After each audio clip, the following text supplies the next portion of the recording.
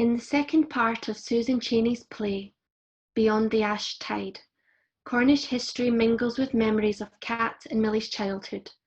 The mines and sea bring back both the sad and happy times.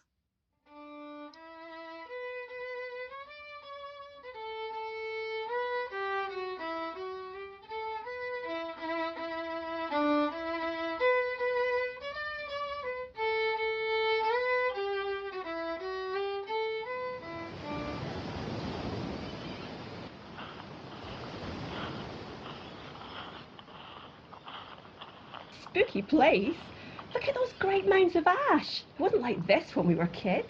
That was over 40 years ago. A movie set. You know, after the nuclear disaster, and we're the only survivors. They're reclaiming the land from the sea using the ash from the power station. Oh, but there's something else about this place. I can feel it. Like what? It's like the past is all around us.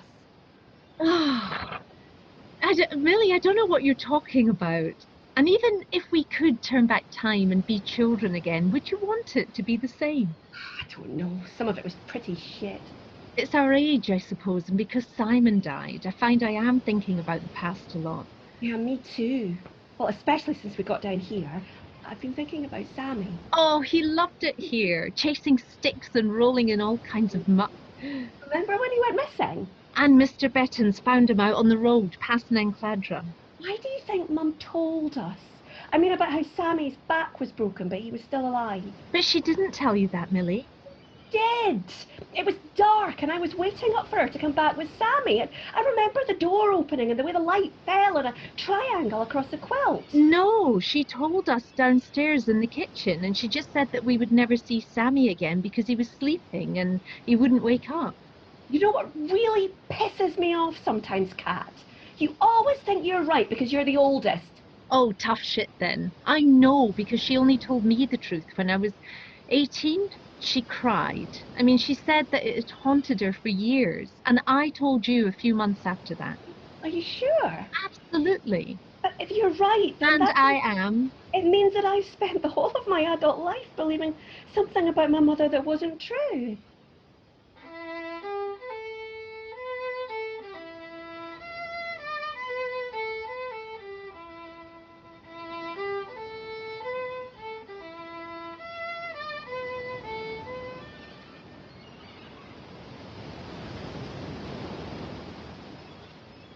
It be a grand time of day, when the sun and the moon hang low in the sky together, and there still be some warm in the air, just afore the world begin to tilt toward the dark. It be hard to tell where the sky do end and the sea begin. It seemed that every living creature for miles around be holding his breath, except for the far-off cry of an oyster catcher calling for its mate. And no one here but my two maids come by this way hoping to find a cure for a broken heart. At first sight, I think the bird be dead. It looked nothing more than a clutch of feathers. It be sprawled on the sea wall with one wing under its body, t'other dangling useless. But then I clock its clouded eyes still hold a spark of life.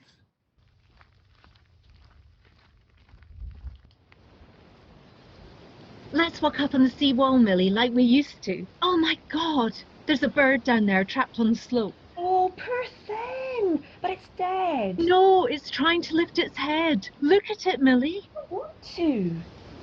I'm going down. Are you mad? You could fall and break your neck. It's suffering. You're not going down there, okay? You can't wring its neck, can you? That's the only help it needs now. Millie, I can't bear it. But the tide's coming in and soon it'll be washed out to sea. Let's go home now. No, I have to bear witness. Bear witness? Well, I can't explain it, but I'm going to stay with it. Simon died alone, right? Now you go back if you want. I can't leave you here on your own. So at least let's hunker down behind the wall. Keep the wind off. Here, have my jacket. You're shivering. You'd think I might have known, wouldn't you? What? When Simon got killed, it was so sudden. I should have felt something break inside, but there was nothing. What you really need to know is that nothing was your fault. It was an accident. One evening before the funeral, I managed to get away from everyone. I just wanted to be alone. Did I tell you this? It was mad busy for Christmas, and I went to the fair, onto the biggest thing there. Oh, you're terrified of heights. And it felt like my hands were frozen to the rail, but I wasn't scared. The music was thumping in my chest, and I screamed, Millie, as loud as I could over all the other noise. I wanted to hurtle on forever and scream until my lungs were filled with ice. Please, Cat. This is all getting too But the much. strangest thing was that when I got home, I found these boxes of crackers in my bag. I mean, I don't remember buying them. But you didn't turn to fucking ice, did you? You didn't throw yourself on the funeral pyre. You went shopping instead. What on earth are you saying? I'm saying that you went shopping and bought the crackers because it was Christmas and that's what people do. You kept going, Cat, because what else is there? It's not enough. It has to be. Easy for you to say. You think this is easy? Seeing you like this? Come on. You've had your bloody vigil. That poor little scrap of life will be gone by now. Get up. Didn't you hear me? Listen, Cat. You're my sister and I love you. You're coming back with me. I don't want to. Here, take my hands. We'll cook our dinner, crack open a bottle of wine and fall asleep in front of the telly. And our lives will go on. You're not looking over that wall again. You're coming home with me.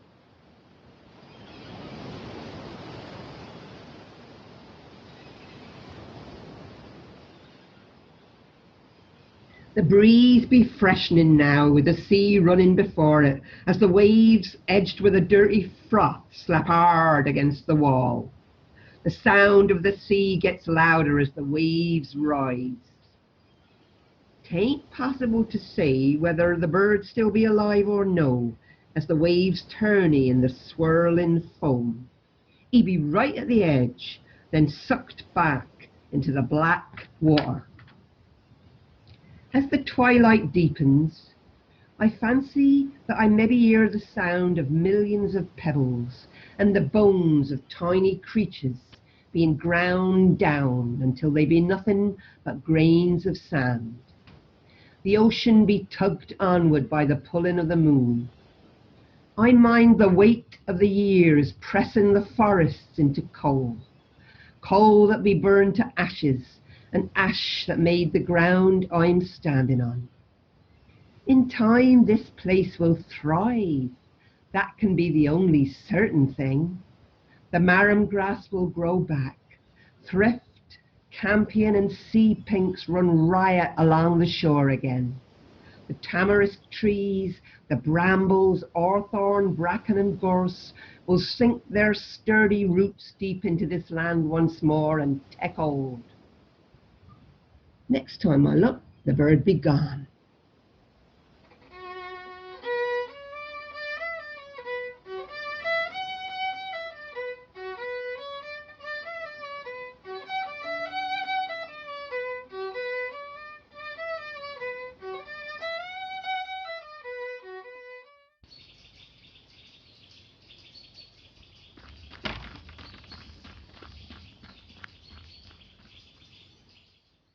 Guess what, Cat? This time I really think I found it. Found what? Yeah. Millie, you're nearly 50, not 5. Don't play games. I'm tired. For Christ's sake, Cat, you're always bloody tired. No one forced you to come. Well, I thought it might help, but you seem so determined that nothing ever will. I can't believe you said that, Millie. Well, I meant it. Obviously. I'm tired too. I can't go on treating you like you're made of porcelain. Simon didn't just die, Millie. He was killed. Did you ever stop to think how lucky you were to have a husband like Simon and your beautiful daughter? Who chose to go and live in the States? Better than a string of broken relationships. Oh, but you travelled, Millie. You lived in Canada and Japan. Yes, well, it took me years to learn that you only take your problems with you. We only had holidays in the sun. You're so much more adventurous. I made bad choices with men. I always knew that they were wrong for me. How could I have been so stupid, getting pregnant twice? It happens. Is there something wrong with me? Do you regret those relationships? No. But never a day goes by when I don't regret the abortions. You were very young. I did have a chance for a child when I was older. Martin, We both wanted a baby, but it didn't happen. 3 rounds of IVF. That's what broke us up. oh, why didn't you tell me? Too painful. And I was jealous. Of me? You had little Poppy. Oh, I didn't know it meant that much. Well, I got over it. Life goes on. Anyway, what was it that you wanted to tell me? All right. I found the field where Mr. Bettins used to keep circus. Oh, you said that yesterday and the day before. But this time, I've got a feeling. Oh, Millie, if we had a fiver for every time you had a feeling. I'm not sitting on my arse making everybody around me bloody miserable. Oh, come out with me, Cat, please. It's not far to Mr. Bettins' farm. It's just down the lane, past the old mine. Ah.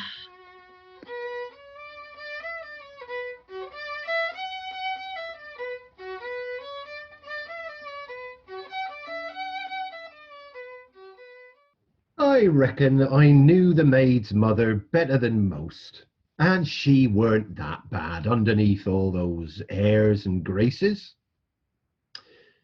It was a mucky night when she came knocking at my door. What a sight she was, with those black tears streaming down her face. Mrs. Bettins put me right about that later on. It was that mascara stuff they all be wearing these days.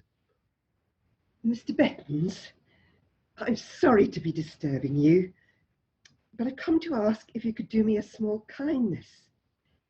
You see, my girls, Catherine and Millicent, have taken such a liking to your pony circus. The mother might be no better than she ought to be, but the kiddies were a different kettle of fish. Dear little maids they were. I'd often see them hanging over the paddock gate, feeding apple cores to the pony. Well, I was wondering whether you would allow them to ride him sometimes at the weekends. I'd be perfectly willing to pay, of course. Only a modest sum, I'm afraid. Well, circus was running to fat. The exercise would do him a power of good. And I told her there wouldn't be no payment neither. She smiled then, all the care wiped clean away. Only for a split second, mind, but enough. Thank you so much, Mr. Bettins. That's very kind of you.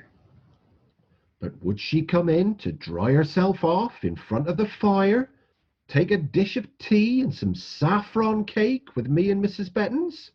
No, she bloody wouldn't.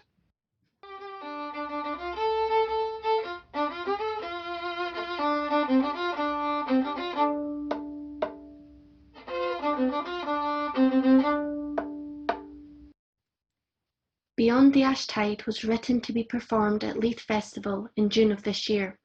Then COVID struck, and Citadel's Leith venue, the old Custom House, was closed. Citadel Arts Group adapted the play as an audio script for voices. Sound and music performed by Laura Patterson, violin, and Sally Thomas, flute.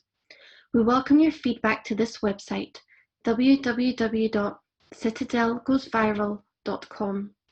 The last episode of the play will be broadcast on August 31st.